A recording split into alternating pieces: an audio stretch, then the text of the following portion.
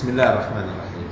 بداية لابد أن أحيي جهد شباب مصري مخلص بعيدا عن كل الانتماءات الحزبية والسياسية، ينتمي لهذا الوطن، يريد أن يرفع من شأنه وأن يعلن من مكانته. شباب 6 إبريل الذين بعثوا أملا جديدا في هذا الوطن وفي هذه الأمة وفي هذا الشعب. ثانيا، الوضع الصحي في مصر يشعر به كل مواطن. لا يوجد مواطن لا يمر بأزمة صحية، وعندئذ يواجه بمشاكل عديدة. أول هذه المشكلة أنه إذا توجه إلى مستشفى حكومي عام سيجد أن هناك إهمالا شديدا أو تراخيا أو نقص في الإمكانيات أو غياب للمساعدين والأطباء.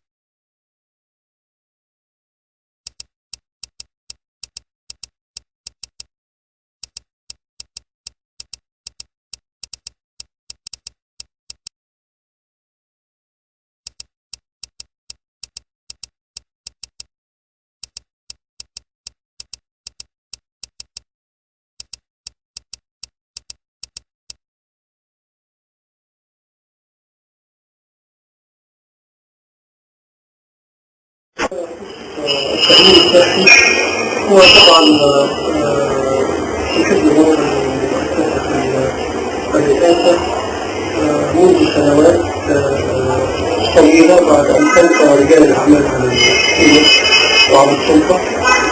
بدأوا في تخطيط كل شيء. بدأوا بالمدارس، بدأوا بالجامعات، بدأوا بالقطاع العام في الأول والبنوك. الآن القطاع الصحي هو المتطلب للثقافة، وهذه من مسؤوليات الدولة. يعني أي دولة مسؤولة عن حقوق المواطنين، حق السكن، حق التعلم، حق الصحة والحياة الأمنة، حق إبداء الرأي، حق تبادل السلطة. كل هذه الحقوق محروم من الشعب المصري. والآن بدأوا بخطة التأمين الصحي، واحنا عارفين ان هناك قرار طلع من رئيس الوزراء بتحويل التأمين الصحي الى هيئة، وده يعني انها تدبير وبمنطق اصحاب الملك، مش بمنطق التكافل ورعاية الشعب المصري. فكرة الدعم القائمة الان رغم ضخامة انه لا يصل الى المستحقين سواء عن الدولة او التأمين الصحي. معروف مثلا في التأمين الصحي أن هناك 5 أصناف أو 6 أصناف من الأدوية دول لمرضى الكبد أيا كان المرض، التهاب، فيروس، إمساك، كيستيكلي، ورم، تليف، بلاريسيوس. هم 4-5 أنواع لا يمكن للمريض أن يحصل على أكثر من ذلك. وقيس على ذلك كل الأدوية. بل في مشكلة أكبر في مرضى السكر إن كل مرة أنواع الحبوب تتغير، حتى أنواع الأنسولين تتغير. انتقال الأنسولين داخل التأمين الصحي هو انتقال غير آمن،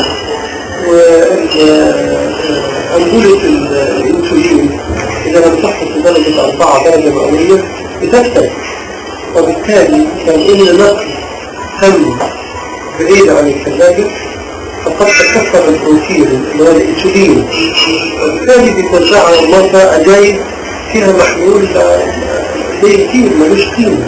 يعني القيمة الصحية بتاعته تنتهي لأنه لم يحصل في درجة حرارة منذ أن تم تصنيعه حتى يصل إلى المستهلك وهو المريض. وبالتالي حالة الإهمال في التأمين الصحي سواء على مستوى العلاج أو على مستوى التحديث أو على مستوى العمليات في كثير من الأحيان، هذا لا يمكن أن هناك أطباء شركاء يبذلوا مجهود، إنما السيستم اللي هم عايشين فيه يفسد هذا المجهود ويفسد هذا الأداء.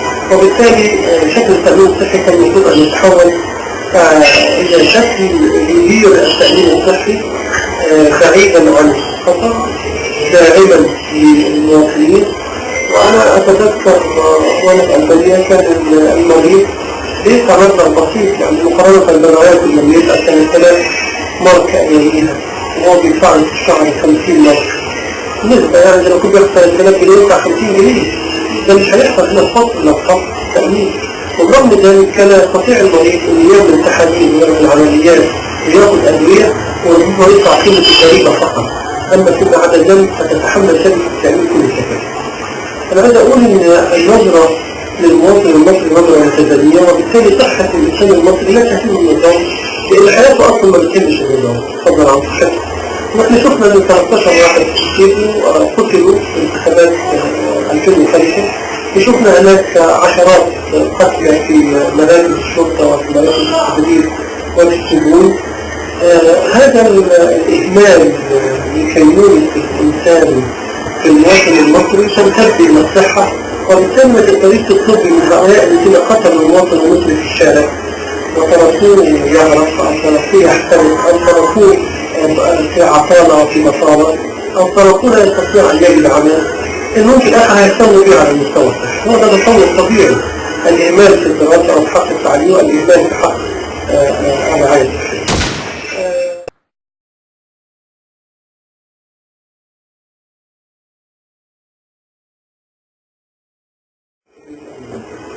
فيبكي يمثل طبعا خطورة شديدة على شدة المواطن المصري نتيجة التلوث في المياه وفي التربة وفي الهواء. الصفوة الحكم والجانب المالي يجيبوا أكلهم من برا أو يتعمل لهم أكلهم مخصوص، فهم لا يعانوا كما يعاني بقية الشعب من أكل ملوث وهواء ملوث وتربة ملوثة ومياه للري أيضا ما لها نصيبها من التلوث. وبالتالي صارت انتشر الكلام وصار انتشر الكبد وصارت الأمراض المعدية كلها نتاج طبيعي لهذا التلوث الذي يحيا الشعب المصري نتيجة الإهمال. وأنا أتذكر يعني كلام محمد المنصري لا يتم الإحكام، وأنا أظن أنه مفيش تعديل تم من سنة 2002 حتى الآن. قال إن 68% من وجود مصر ليس فيها صرف صحي، و96% من قرى مصر ليس فيها صرف. يتم تصور حجم المأساة إن 4% من القرى فقط فيها صرف صحي، و32% فقط من مدن مصر فيها صرف صحي. وبالتالي تصبح قضية التلوث والأمراض الناشئة عنها في ازدياد إلى أن يصبح الإنسان المصري كرامة وحق في أن يعيش في بيئة آمنة يحافظ فيها على صحته من المية ومن الهواء